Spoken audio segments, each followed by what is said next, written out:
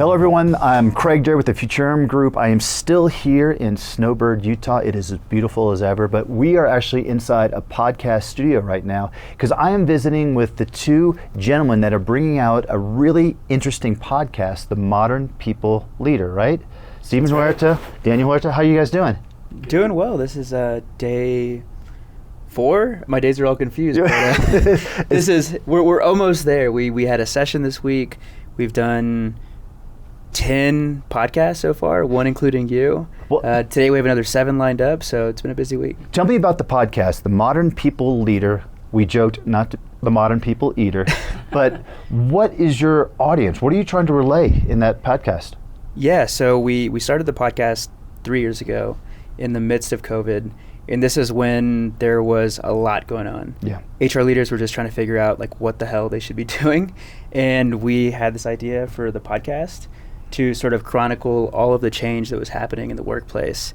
So our audience is chief people officers. Right. We've spoken with, the chief people officer of Vimeo, of Rivian, of HubSpot, of Kraft Heinz. So those are the types of people that we're talking with. Wow, great stuff, great stuff.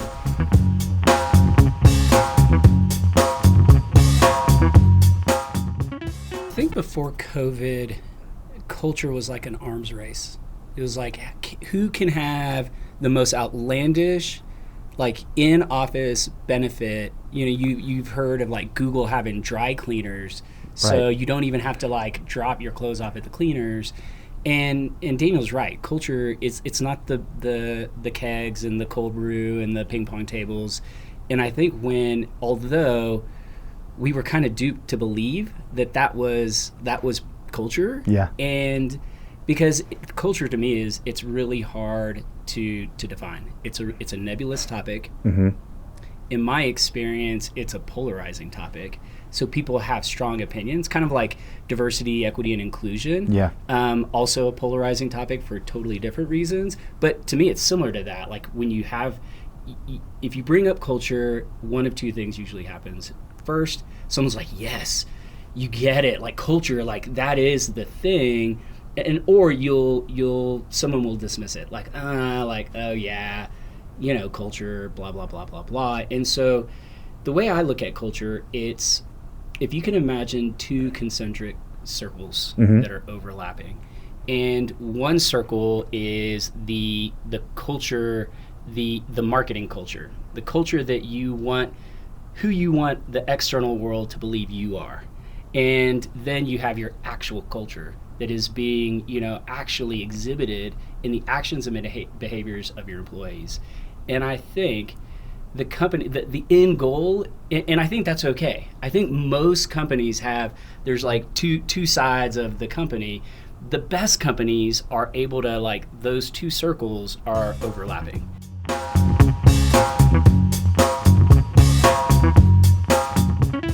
I love the fact that you used the word artifacts. Yeah. Because a lot of people assimilate a mascot as my culture. It's almost as if it's a college football team and I'm that character on the field running around, and that's our company culture. And when it got all stripped away, it was like plaque. It was just removed, and people were down to the bare minimum. And they're like, oh, I'm not that person who's singing and dancing and running around. There's something else missing here. Yeah, I feel like you have your values and your beliefs, and then you need to have. There's storytelling. Like we've been talking a lot about storytelling this mm-hmm. week. Like you need to have so Rivian's an example to sort of capture that essence of the early days of Rivian. They have their OGs tell stories. Oh yeah. They have them tell stories in meetings. They've videotaped these stories, grown from 700 to 16,000 employees in the last 3 years. That's incredible. So they wanted to capture, right. The magic of what it was like to work there in the early days. I also think there are rituals. So somebody that we've had on the show, Erica Keswin, she just wrote another book. She's actually here this week. Mm-hmm.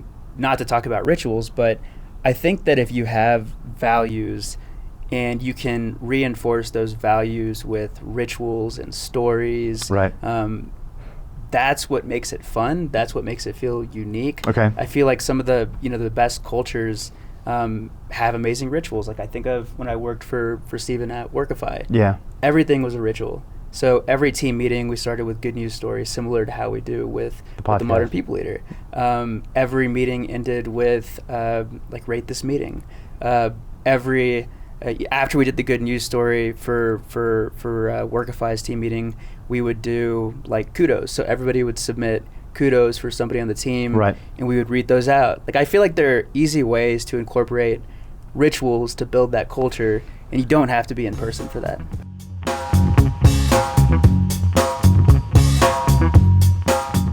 You guys have both been in HR technology companies.